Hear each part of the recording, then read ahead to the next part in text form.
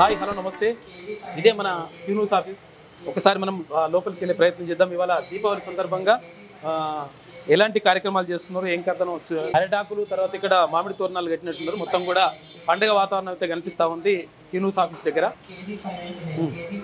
ముగ్గులు ఇవన్నీ కూడా వేసేసినట్టున్నారు. మంచి రంగవల్లులతోటి అలంకరించింది. మీరేనా? ఈ తర్వాత ఇక్కడ నుంచి మనము క్యూన్యూస్లోకి ఎంటర్ అవుతున్నాం. సో ఇదే క్యూన్యూస్ హెడ్ ఆఫీస్. ఇక్కడ నుంచే మొత్తం కూడా ఎడిటింగ్ కానీ, కథ, స్క్రీన్ ప్లే, దర్శకత్వం, పాటలు అంటారు కదా సినిమాలకు, అట్లా అన్నీ కూడా ఇక్కడ నుంచే జరుగుతాయి.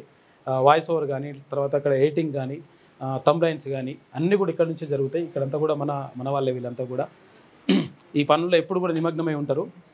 ఎక్కడికక్కడ మనం అంటే ఏ వీడియో వచ్చినా కానీ అది అద్భుతంగా ప్రజల్లోకి వెళ్తుంది, తర్వాత మంచి ఆదరణ లభిస్తుంది. అంటే వీళ్ళందరూ చేసినటువంటి కృషి కూడా వెనకాల వీళ్ళందరికీ ఎప్పుడు కూడా కనిపించరు. కాకపోతే అంటే వీళ్ళు చేసినటువంటి కృషి ఎప్పుడు కూడా అందులో కనిపిస్తుంది. మన క్యూన్యూస్కి సంబంధించి వీడియో ఎడిటింగ్ కానీ, లేకపోతే మిక్సింగ్ కానీ, అటు వాయిస్ ఓవర్ కానీ అన్నీ కూడా ఇక్కడ నుంచే జరుగుతాయి. వీళ్ళంతా కూడా ఎప్పుడు ఇందులోనే నిమగ్నమై ఉంటారు. ఇక్కడ లోపలికి వస్తే ఇది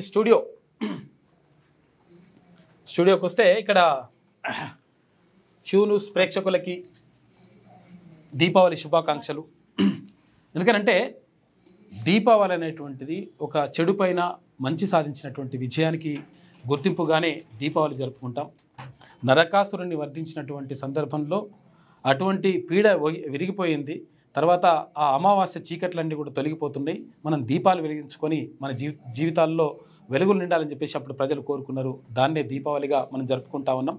కాబట్టి క్యూన్యూస్ ప్రేక్షకులకి, అటు శనార్థి తెలంగాణ పత్రిక పాఠకులకి, తెలంగాణ ప్రజలకి, అటు ఆంధ్రప్రదేశ్ ప్రజలకి, తెలుగు ప్రజలందరికీ కూడా దీపావళి శుభాకాంక్షలు.